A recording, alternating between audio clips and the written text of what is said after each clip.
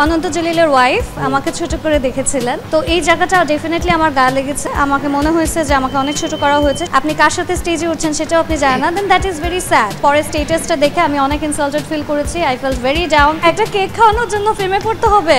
অনন্ত জলিলের wife আমাকে ছোট করে দেখেছিলেন। ব্যাপারটা হলো যে ফার্স্টে আমি ওরকম ফিল করিনি।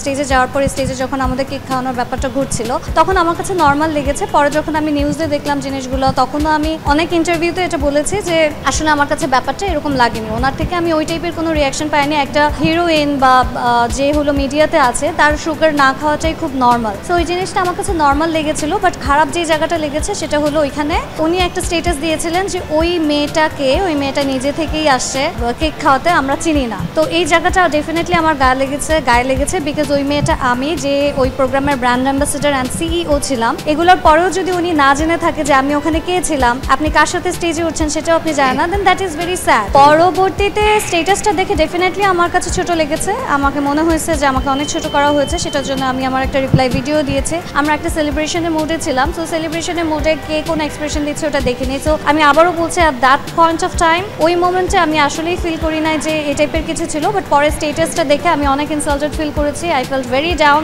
আমাকে অনেক ছোট করা হয়েছে, সেটার একটা সুন্দর রিপ্লাই ভিডিও আমি দিয়েছি। এই ভিডিওকে কেন্দ্র করে আমি কিভাবে পচাবো? আমি তাকে কেন পচাবো? মানে একটা married man, he has a good family, he loves his wife, আমি তাকে কেনই পটাতে যাব? একটা কেক খাওয়ানোর জন্য ফেমে পড়তে হবে? আমি ওই প্রোগ্রামের ব্র্যান্ড অ্যাম্বাসেডর। আমি ওইখানে অনন্ত জলিলকে খাওয়ানোর আগে ওখানে শান্ত মারিয়াম ইউনিভার্সিটির চেয়ারম্যান স্যার ছিলেন, আগে তাকে খাইয়েছি, তারপরে উনি দাঁড়িয়েছিলেন, ওনাকে খাইয়েছি। তো আপনার কথায় তো আমি শান্ত মারিয়াম ইউনিভার্সিটির চেয়ারম্যান স্যারেরও প্রেমে পড়ে গিয়েছে। সেই তার প্রেমে আরও বেশি পড়ছে। তো যাকে যাকে কেক খাওয়াবো তাদের প্রেমে যদি পড়া হয় তাহলে একটা কেকের পিস আনছিলেন মেবি আপনি, আসেন সবাইকে খাইয়ে দেয়।